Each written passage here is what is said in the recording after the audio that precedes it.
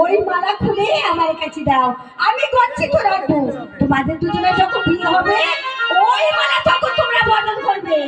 দাও আমার হাতে মালা দাও। ও হারুনি দিদি